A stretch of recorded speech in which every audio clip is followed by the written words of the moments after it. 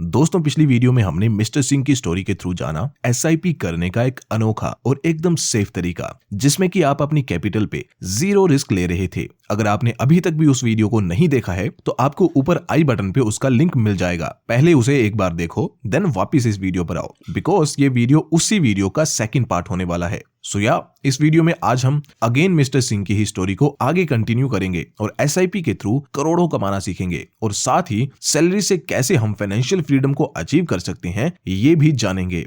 और हाँ, कई लोग वंडर करते होंगे कि मैं एसआईपी को इतना फेवर आखिर क्यों करता हूं, तो इसको भी मैं आगे एक्सप्लेन करूंगा कि why I think that SIP best way है एक आम आदमी के लिए इन्वेस्टमेंट करने का। अभी जल्दी से मिस्टर सिंह की स्टोरी को शुरू करते हैं। तो दोस्तों, जैसे कि मैंने पिछली वीडियो में बताया था कि मिस्टर सिंह एक मिडिल क्लास एम्प्लॉय थे जिनकी मंथली सैलरी 20,000 थी अपने करियर की शुरुआत में। लेकिन जैसे कि आप सब जानते ही होंगे कि आप चाहे किसी भी कंपनी में काम करते हो, उसे आपकी सैलरी को बढ़ाना पड़ता है हर साल। And it is very obvious कि अगर कंपनी ऐसा ना करे तो कौन सा एम्प्लॉय ऐसी कंपनी में रहेगा। हम सेफली कह सकते हैं दैट मिस्टर सिंह भी जिस कंपनी में काम करते थे वो भी उनकी सैलरी को बढ़ाती होगी। जनरली ये कंपनी 10% के आसपास ईयरली हाइक देती है एम्प्लॉयज की सैलरी में, यानी कि इस साल अगर आपको सैलरी 10,000 की मिल रही है तो कंपनी नेक्स्ट ईयर आपको 11,000 रुपए सैलरी देगी एंड ऐसा ही हर साल होगा।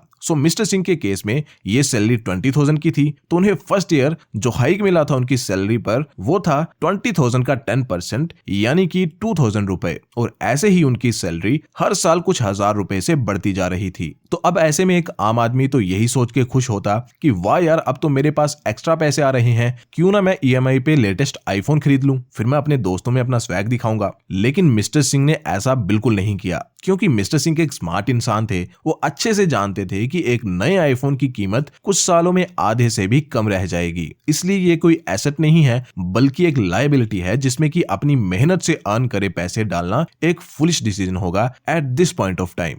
मिस्टर सिंह एक स्मार्ट अप्रोच लेते हैं। वो अपनी सैलरी में से बस 1,000 रुपए बचाना शुरू करते हैं एवरी मंथ और सेव करे पैसे की वो इंडेक्स फंड में एसआईपी स्टार्ट कर देते हैं। लेकिन दोस्तों, वो सिंपल एसआईपी नहीं स्टार्ट करते बल्कि स्टेप अप एसआईपी स्टार्ट करते हैं। और ये स्टेप अप एसआईपी क्या होती है, आइए इसे जल्दी से समझते हैं। स्टेप अप एसआईपी का मतलब होता है कि जैसे मान लो आपने 1,000 रुपए की मंथली एसआईपी स्टार्ट करी है, तो इस केस में हर महीने ऑटोमेटिकली आपके लिंक्ड बैंक अकाउंट से पैसे ट्रांसफर होके इन्वेस्ट हो जाएंगे आपके चूज किए फंड में, और ऐसा हर महीने होता रहेगा जब तक कि आप चाहोगे, जैसे कि 5 सालों के लिए या फिर 10 सालों के लिए, जितना भी टाइम पीरियड आप चूज करोगे। लेकिन दूसरे केस में यानी स्टेप अप एसआईपी के केस में बाकी सब कुछ तो सेम ही रहेगा, यानी कि एवरी मंथ आपके पैसे इन्वेस्ट होते रहेंगे आपके पिक किए फंड में। लेकिन बस इस केस में आप एवरी ईयर कुछ परसेंटेज से एसआईपी के अमाउंट को बढ़ाते भी जाओगे। जैसे कि अगर आपने इस साल 1,000 रुपए की एसआईपी लगा रखी है तो नेक्स्ट ईयर आप इसे कुछ रुपयों से बढ़ा दोगे। जैसे कि अगर आप 10% से इंक्रीज करते हो एसआईपी के अमाउंट को, तो नेक्स्ट ईयर से एवरी मंथ पूरे एक साल एसआईपी का अमाउंट रहेगा 1,100 रुपए। और अगर ऐसे ही आप हर साल करते हो तो इसे ही स्टेप अप एसआईपी कहते हैं। लेकिन ऐसा आप करोगे क्यों?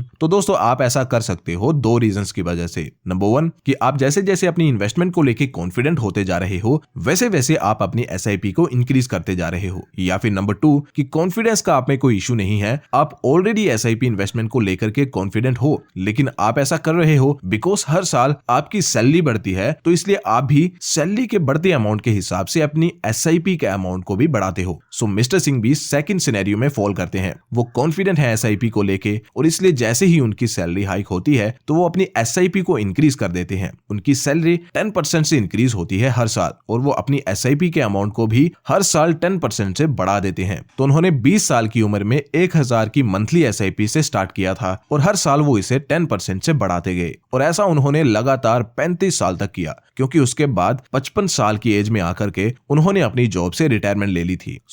उनकी इन्वेस्टमेंट करियर भी 35 साल का रहा, और 35 साल करियर का मतलब ये था कि उन्होंने 35 साल तक स्टेप अप एसआईपी जारी रखी एंड उसके बाद उन्होंने एसआईपी स्टॉप कर दी। By the way, mister Singh ने जिस एसेट में इतने सालों तक इन्वेस्टमेंट करी थी वो एसेट था इंडेक्स फंड। तो अब कैलकुलेट करके देखते हैं कि उनकी इस अप्रोच ने उन्हें कितना वेल्दी बनाया है।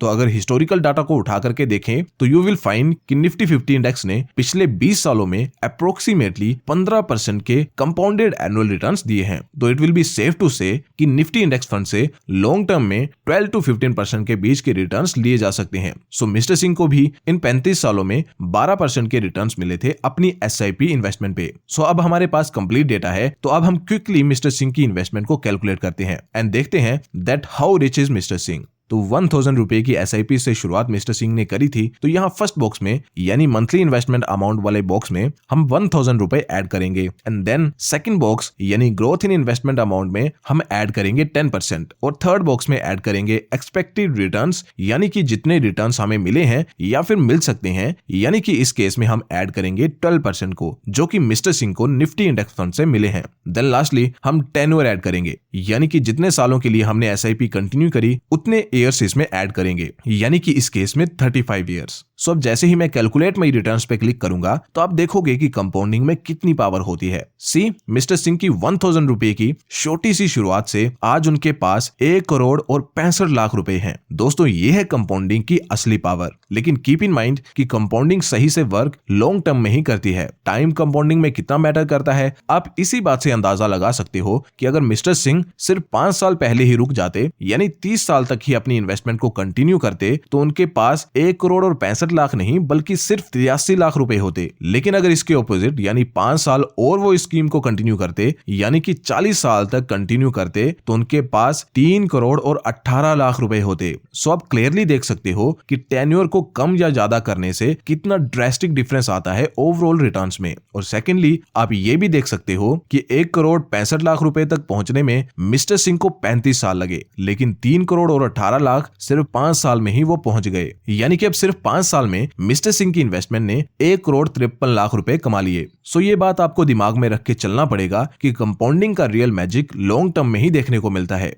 अगर 1, 2 या 3 सालों में ही आप करोड़पति बनने के सपने देखते हो तो फिर लॉन्ग टर्म इन्वेस्टिंग आपके लिए नहीं है। सो दोस्तों अगर आपने पिछली वीडियो देखी है तो आपको उसमें मैंने बताया था कि मिस्टर सिंह ने 3000 रुपए की SIP PPF में स्टार्ट करी थी और उसे 15 सालों के लिए कंटिन्यू करा था। उसके बाद उन्होंने अपनी सैलरी में से फर्दर कुछ भी इन्वेस्ट नहीं करा था। और इस वीडियो में मैंने बताया कि उन्होंने 1000 की स्टेप अप SIP भी लगा रखी थी इंडेक्स फंड में। सो ओवरऑल 4000 रुपए उनकी इन्वेस्टमेंट में जाते थे हर महीने, यानी कि उनकी इनकम का 20% जाता था उनकी इन्वेस्टमेंट के लिए, जो कि 50-30-20 बजट रूल को मीट करता है। दोस्तों ये रूल कहता है दैट आप अपनी इनकम का 50% पार्ट अपनी नीड्स यानी जरूरतों के लिए यूज कर सकते हो, 30% पार्ट इच्छाओं के लिए यूज कर सकते हो और 20% को आपको सेव और इन्वेस्ट करना होगा। तो दोस्तों मुझे नहीं मालूम कि आपकी सैलरी कितनी है, मिस्टर सिंह जितनी या उनसे कम या फिर उनसे ज्यादा, लेकिन आप जितनी भी सैलरी लेते हो कोशिश करो कि आप उसे इस 50-30-20 रूल के हिसाब से यूज करो। ये रूल आपको अपने फाइनेंशियल गोल्स तक पहुंचने में हेल्प करता है विदाउट अपने प्रेजेंट से कॉम्प्रोमाइज किए। एंड ऑल्सो दोस्तों मैं स्टेप अप SIP कैलकुलेटर का लिंक डिस्क्रिप्शन में दे दूंगा, सो आप खुद भी अपनी सैलरी अपनी फाइनेंशियल सिचुएशन के हिसाब से कैलकुलेट करके देख सकते हो। सो अब दोस्तों ये भी देख लेते हैं दैट क्यों SIP बेस्ट इन्वेस्टमेंट स्टाइल है compare to any other style. Generally पैसों को लोग 2 तरीकों से इन्वेस्ट करते हैं, एक थ्रू SIP जो कि आज की वीडियो का मेन टॉपिक था, और सेकेंडली थ्रू लमसम यानी कि एक साथ एक मोटा अमाउंट इन्वेस्ट करते हैं। तो अब मान लो कि आप लमसम इन्वेस्टमेंट को चूज करते हो ओवर SIP इन्वेस्टमेंट, तो इस केस में आपके पास एक ठीक ठाक अमाउंट एक साथ होना जरूरी होता है। लेकिन अब आप मुझे बताओ कि कितने लोगों के पास 20-22 साल की उम्र में 5 लाख या फिर 10 लाख रुपए होते हैं, या फिर इतना भी छोड़ो कितने हैं जिनके पास बस 1 लाख रुपए भी होते हैं। हार्डली गिने चुने ही लोग, राइट। लेकिन अब यहाँ कुछ स्मार्ट लोग कह सकते हैं दैट तो क्या हुआ, मैं सेव कर लूंगा इतने पैसे। तो आओ जरा कैलकुलेशन से समझते हैं कि क्या ऐसा करना वर्थ है, यानी कि पैसों को सेव करना देन लमसम इन्वेस्टिंग शुरू करना वर्थ है। तो मान लेते हैं कि आप मंथली 4000 रुपए सेव कर लेते हो और आपने टारगेट बनाया है 2 लाख रुपए सेव करने का। तो आपको 2 लाख रुपए सेव करने में इन दिस केस 4 साल और कुछ महीने लगेंगे। लेकिन अगर आपने 4 साल के लिए इन्हीं 4000 रुपयों की SIP लगा दी होती इंडेक्स फंड में और आपको सेम 12% के रिटर्न्स मिलते, तो आपके पास जुड़ गए होते 2,47,000 रुपए, यानी कि 47,000 रुपए ज्यादा जुड़े होते। और जैसे जैसे आप आगे बढ़ते जाओगे ये गैप भी बढ़ता ही जाएगा। दोस्तों ये तो था फर्स्ट केस। अब सेकंड केस में मान लेते हैं कि आपके पास एक लमसम अमाउंट ऑलरेडी है, कहीं से भी आपके पास आ गया है या फिर कहीं से आपने जुटा लिया है। तो अब अगर सही टाइम पे आप अपने लमसम अमाउंट को इन्वेस्ट कर देते हो तो नो डाउट कि आपको एसआईपी के कंपैरिजन में ज्यादा रिटर्न्स मिलेंगे। जैसे कि अगर आपने किसी भी क्रैश या फिर करेक्शन में इन्वेस्टमेंट कर दिया होता तो आपको अच्छे रिटर्न्स मिलते, नो डाउट। लेकिन क्रैश कब आएगा ये आप कैसे पता करोगे? नहीं कर सकते, राइट? मार्केट को टाइम करना is really very very tough. आप मार्केट के टॉप को प्रेडिक्ट करने में लगे रहोगे और मार्केट ऊपर और ऊपर जाती जाएगी और एक ऐसा समय आएगा कि आप ये मानने पे मजबूर हो जाओगे कि मार्केट अब कभी क्रैश होगी ही नहीं, एंड मोस्ट प्रोबेबली इसी टाइम पे आप कोई रॉन्ग डिसीजन लोगे। लेकिन इसके ऑपोजिट जब आप एसआईपी करते हो तो आपको इन सब बातों की चिंता करने की जरूरत होती ही नहीं कि मार्केट सस्ती है या महंगी है, मार्केट ऊपर जा रही है या फिर नीचे आ रही है। आपका काम होता है बस एसआईपी को कंटिन्यू रखना और फिर रिलैक्स करना। वैसे भी इन्वेस्टमेंट हम इसलिए करते हैं ताकि हम एक दिन नौकरी की टेंशन से छुटकारा मिल सके, लेकिन अगर इन्वेस्टमेंट ही हमारे लिए एक सरदर्द बन जाए तो फिर क्या फायदा इन्वेस्टमेंट करने का। इसीलिए मैं एसआईपी को बेस्ट वे कंसीडर करता हूं इन्वेस्टमेंट करने का।